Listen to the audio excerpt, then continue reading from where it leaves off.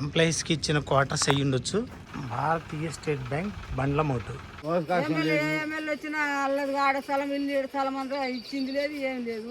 ఇది వాటర్ లోపలికి వెళ్తే కొండ మొత్తం సొరంగం లోపల ఎంప్లాయీస్కి లైట్ ఇచ్చేవాళ్ళు, షూ ఇచ్చేవాళ్ళు. లోపలికి మనం వెళ్ళాం అనుకో, కింద చూస్తే కింద కూడా ఉంటారు, లోపల పని చేస్తూ ఉంటారు. ఇక ఓన్లీ లైట్ మీదనే పనులు చేయటం కూడా కనీసం మనకి ఆ లైట్కి కూడా అందదు. ఆకాశం అనేది కనపడదు లైట్కి.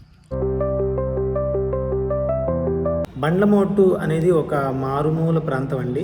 ఎక్కడంటే ఇది గుంటూరు జిల్లా దగ్గరలో, ఇప్పుడు ప్రస్తుతానికి పల్నాడు జిల్లా నరసరావుపేట నల్లమల్ల అడవిలో ఉంటుంది. ఇది వచ్చేసి బొల్లాపల్లి మండలం అనమాట.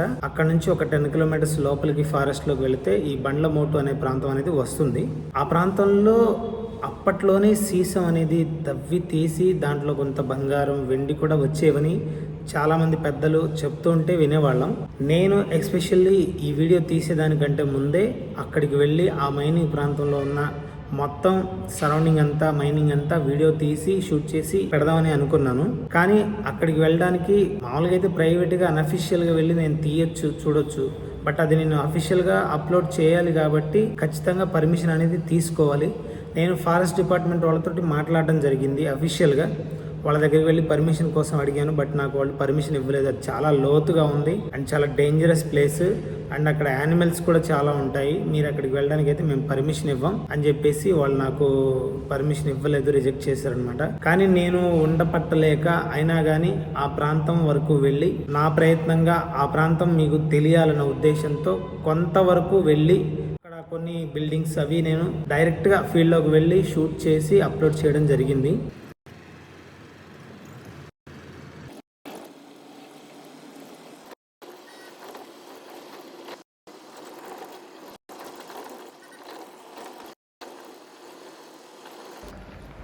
మొత్తానికైతే ఆ లొకేషన్కి చేరుకున్నాం. ఇక్కడ లోకల్లో తెలుసుకున్న దాని ప్రకారం నేను ఇప్పుడు వచ్చిన ప్లేస్ ఏదైతే ఉందో అప్పటి కంపెనీ వాళ్ళకి సంబంధించిన మెయిన్ బ్రాంచ్ ఆఫీస్ అంట. సో ఇక్కడ చూద్దాం. ఇది చాలా శిథిలావస్థలో ఉండిపోయింది. కెమెరా అడితిప్పు. చూడటానికైతే ఈ బిల్డింగ్ అయితే చాలా భయంకరంగా ఉంది. లోపలికి వెళ్ళే సాహసం అయితే చెయ్యం, ఎందుకంటే మనం చూడాల్సినవి చాలా ఉన్నాయి కాబట్టి. అటుపోదాం పదా, ఇంకేవో బిల్డింగ్స్ ఉన్నాయి. అటు చూస్తే ఒక పెద్ద వాల్ కూడా కనిపిస్తుంది. నాకు తెలిసి ఏదో ఒక చిన్న స్టేడియం లాగా ఉండొచ్చు. ఇది చూసేద్దాం పదండి. వావ్, నిజంగా ఇది ఏదో ఫుట్బాల్ కోర్ట్ లాగో ఏదో సమ్ అలాగే ఉంది. చూడ్డానికి ఏదో ఒక చిన్న స్టేడియం లాగా ఉంది. అయితే లోపలికి పోదాం పదా, చూద్దాం అసలు ఎలా ఉంటుందనేది చెక్ చేద్దాం.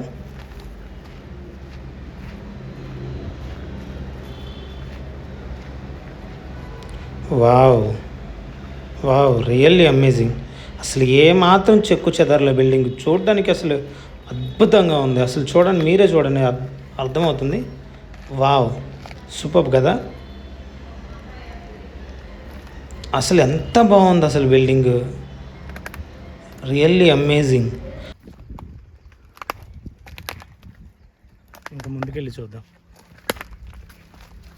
ఇంకొంచెం ముందుకెళ్ళి చూద్దాం పదండి. ఈ రోజుల్లో మనం ఒక చిన్న మేడ, ఒక చిన్న ఇల్లు కట్టుకోవాలనుకుంటేనే చాలా ఖర్చు అవుతుంది. అలాంటిది 90s 80sలోనే ఇంత మంచి బిల్డింగ్స్ కట్టారంటే ఎంత ఖర్చు పెట్టుంటారు.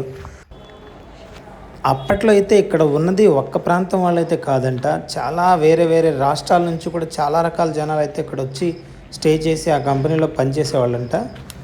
ఇప్పుడు చూడడానికి ఇదంతా దట్టమైన అడవిలాగా ఉండిపోయింది. అది చూసారా, అక్కడేదో ఉంది, ఒక ఏదో విగ్రహం లాగా కనిపించింది కదా, అది చూస్తే నిజంగా భయంకరంగా ఉంది. ఈ అడవిలో కనుక ఎవరైనా తెలియని వాళ్ళు వస్తే ఖచ్చితంగా భయపడతారు, ఎందుకంటే అంత భయంకరంగా ఉన్నాయి. అన్ని బిల్డింగ్స్ ఒక్కో బిల్డింగ్ అసలు దయ్యాల కోటలా ఉన్నాయి. ఇక్కడ ఒక బ్యాంక్ ఉండేదని చెప్పేసి చెప్పుకొచ్చారు కదా, ఆ బ్యాంక్ ఎక్కడో కాదు, ఇప్పుడు ఇదే ఫారెస్ట్లో లోపలికి వెళ్ళడానికి కూడా ప్లేస్ సరిగా లేదు. కానీ నా ఎదురుగా అయితే బ్యాంక్ ఉంది. అది మీకు క్లియర్గా చూపిస్తాను చూడండి. ఇది భారతీయ స్టేట్ బ్యాంక్. అప్పట్లో ఈ కంపెనీలో పనిచేసే వాళ్ళందరికీ మంచి మంచి శాలరీస్ ఇచ్చేవాళ్ళు.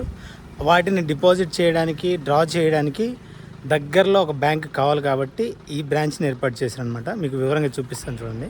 భారతీయ స్టేట్ బ్యాంక్. నిజం చెప్పాలంటే ఈ చుట్టుపక్కల ప్రాంతంలో ఇప్పుడు ప్రజెంట్ 2025లో ఒక్క బ్యాంకు కూడా లేదు. లోపలికి వెళ్ళడానికి అయితే అసలు దారే లేదు. అంత కంపగా ఉంది, మొత్తం అల్లుకుపోయి ఉంది. ఇదనమాట భారతీయ స్టేట్ బ్యాంక్ ఆఫ్ ఇండియా.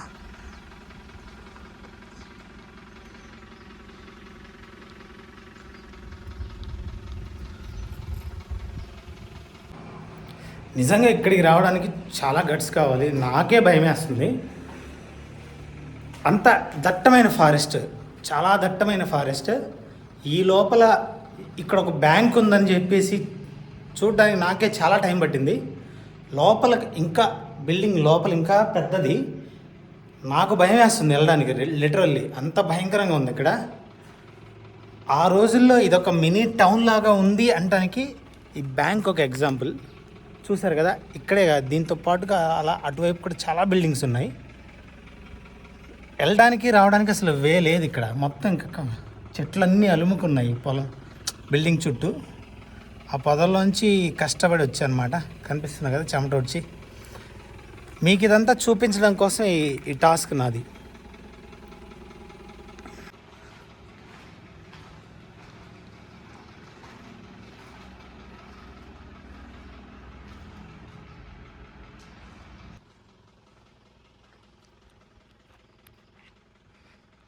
అప్పట్లో కంపెనీ ఎంప్లాయీస్ అందరూ ఈ బిల్డింగ్స్లో ఉండేవాళ్ళు అనమాట.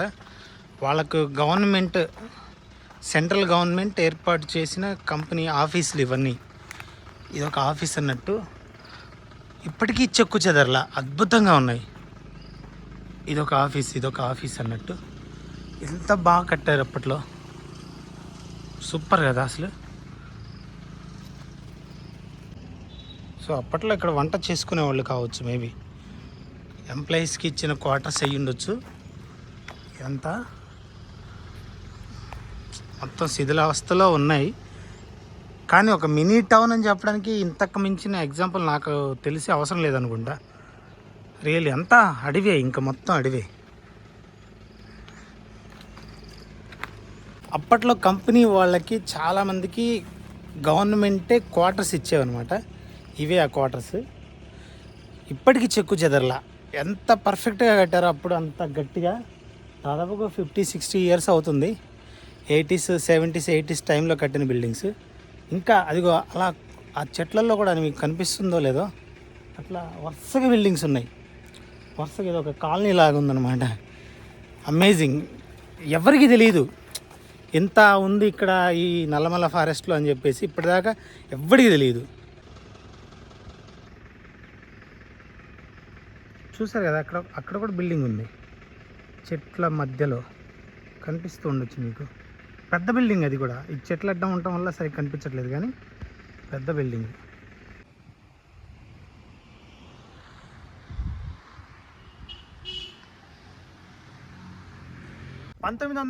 ఆ ప్రాంతంలో Hindustan zinc limited private company వాళ్ళు ఇక్కడ మైనింగ్ ని లీజుకు తీసుకొని సుమారు 50 సంవత్సరాల దాకా మైనింగ్ పనులు జరిపారు.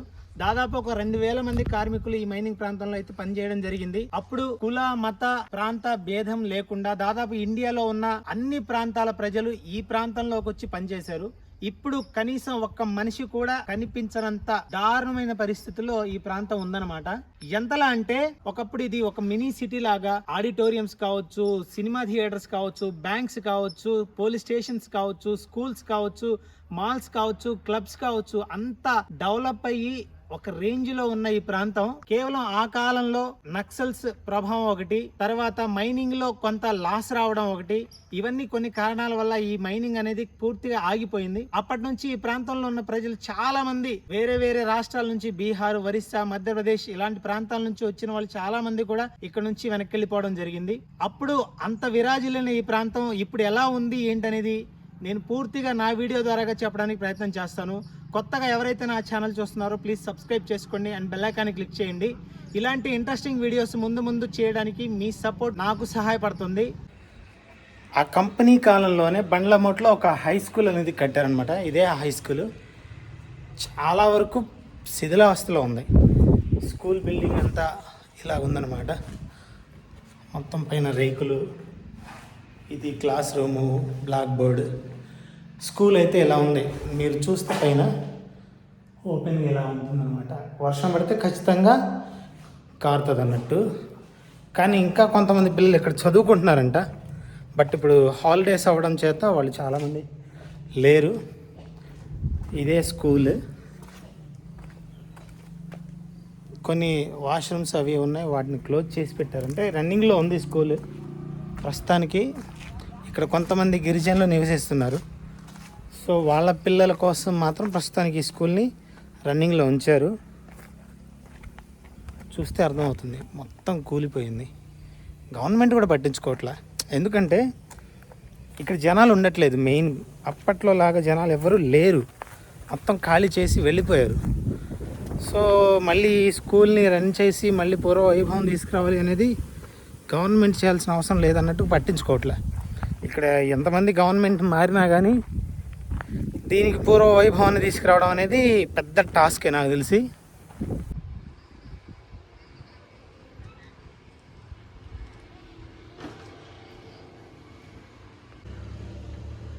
ఇక్కడ చదువుకున్నాను.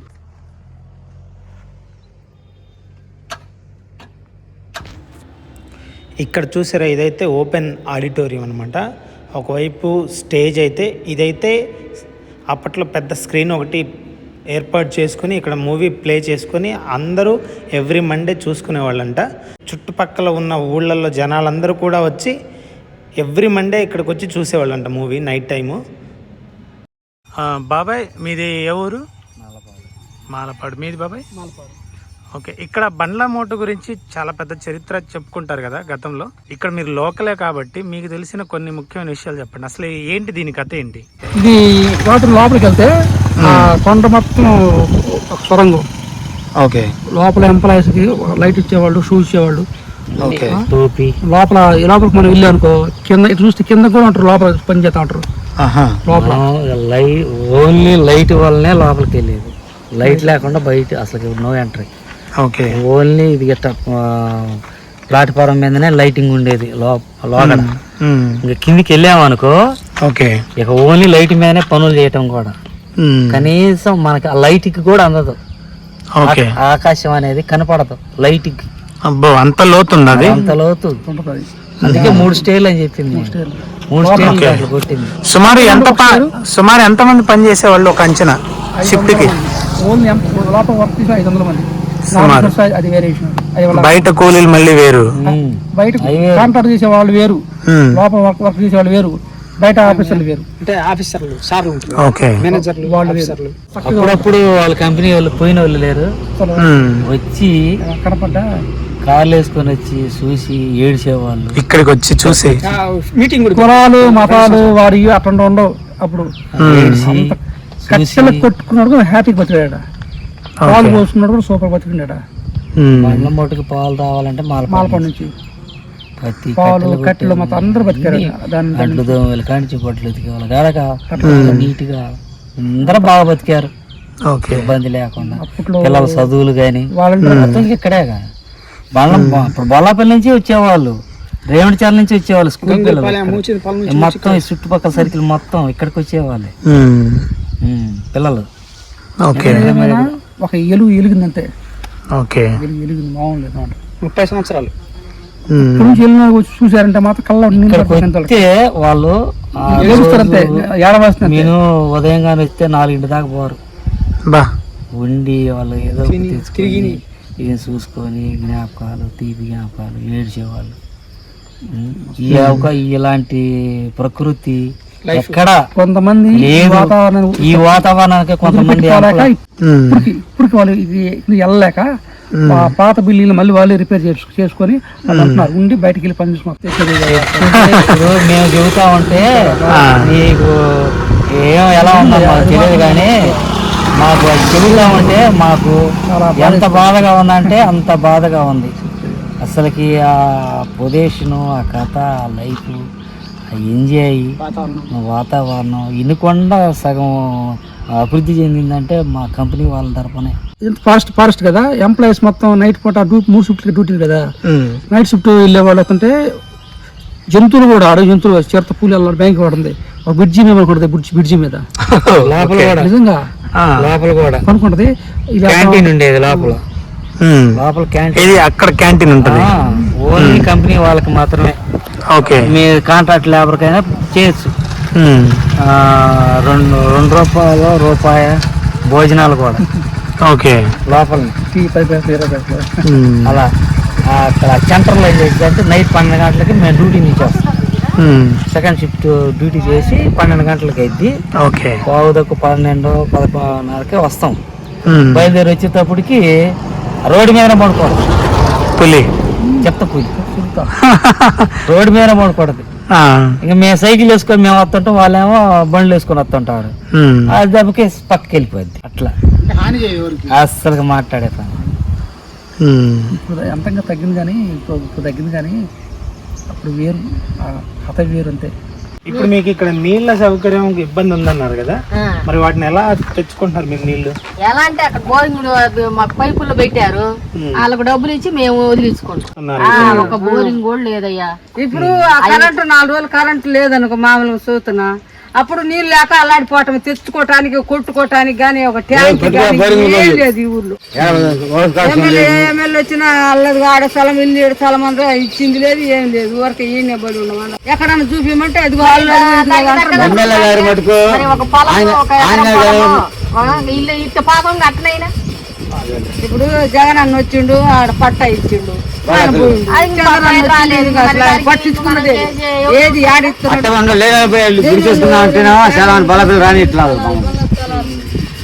అసలు ఆ మాటే ఎక్కట్లేదు చంద్రన్న. ఇక్కడ ఉండటానికి ఉన్న ప్లేస్ మీ సొంత ప్లేస్ కాదా? ఫారెస్ట్ అంతా ఫారెస్ట్ ఏరియాని. ఫారెస్ట్ మీరు కొన్ని సంవత్సరాల నుంచి ఇక్కడే ఉండిపోయారు. 70 సంవత్సరాలు ఇక్కడ ఉంటాం. ఇక్కడ ఉన్న ఈ ఇల్లు గాని అవన్నీ మీ సొంతవి కావు. ఇప్పటికీ మీకు పట్టాలు ఇవ్వాలి. అప్పట్లో ఇక్కడ పనిచేసే వాళ్ళందరూ కుల మత భేదాలు లేకుండా చక్కగా కలిసిమెలిసి ఇలా అనేక రకాల ప్రాంతాల నుంచి అనేక రకాల లాంగ్వేజెస్ పీపుల్స్ అందరూ వచ్చి ఈ కంపెనీలో ఇక్కడ పనిచేసి అంతా కలిసిమెలిసి ఉండేవాళ్ళు. కానీ ఈ పనంతా ఆగిపోవడం వల్ల చాలా మంది ఇక్కడ నుంచి వలస వెళ్లిపోయారు. సుమారు ఒక 100 కుటుంబాలు మాత్రమే ప్రస్తుతానికి ఇక్కడ జీవిస్తున్నారు. వాళ్ళకి కనీసం నివసించడానికి ఇల్లు గాని ఉండటానికి ప్లేస్ గాని గవర్నమెంట్ ఏది ప్రొవైడ్ చేయలేదు. కనీసం వాటర్ ప్రాబ్లాన్ని కూడా గవర్నమెంట్ తీర్చలేకపోతుంది. కంపెనీ కాలంలోనే ఈ టెంపుల్ ని కట్టారంట. ఇది చూడడానికి ఎంత అద్భుతంగా ఉంది అంటే ఇన్ని రోజులు నాకు కూడా తెలియదు ఇక్కడ ఒక టెంపుల్ ఉందన్న విషయం. రియల్లీ అమేజింగ్ కదా. చూసారు కదా, నేను చాలా కష్టపడి ఈ దట్టమైన అడవిలో దారులు కూడా మూసుకుపోయి ఉన్నా కానీ వెళ్ళి మరీ వీడియో తీయడానికి ప్రయత్నం చేశాను. అండ్ ఫారెస్ట్ డిపార్ట్మెంట్ వాళ్ళతో పర్మిషన్ రాకపోవడం వల్ల నేను మైనింగ్ ప్రాంతంలోకి వెళ్ళలేకపోయాను. ఈసారి ఖచ్చితంగా ఆ మైనింగ్ ప్రాంతం పర్మిషన్స్ తీసుకొని ఆ మైనింగ్ మొత్తం వీడియో కవర్ చేసి యూట్యూబ్లో పెట్టడానికి ప్రయత్నం చేస్తాను. ఆ పర్మిషన్ రాకపోవడంతో నేను ఈ ప్రాంతంలో ఉన్న కొన్ని పాత బిల్డింగ్స్ అవి మాత్రం చూపించడానికి ప్రయత్నం చేశాను.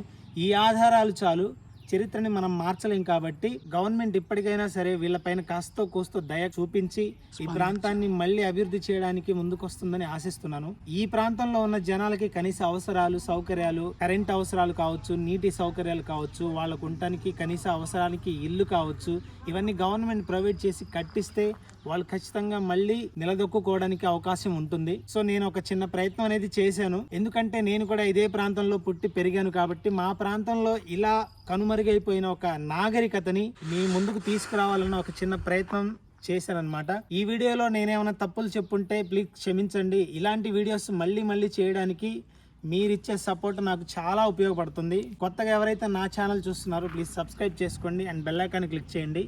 బండ్లమోటు ప్రాంతాన్ని మీరు కనుక ఎప్పుడైనా చూస్తుంటే, ఎవరైనా ఈ ప్రాంత వాసులు ఎవరైనా ఈ వీడియోని చూసినట్లయితే ప్లీజ్ లైక్ చేసి మీ అభిప్రాయాలను కూడా కింద కామెంట్ చేయండి. ఇంతవరకు అయితే ఈ వీడియోను ఫినిష్ చేస్తున్నాను. Thank you. జై హింద్.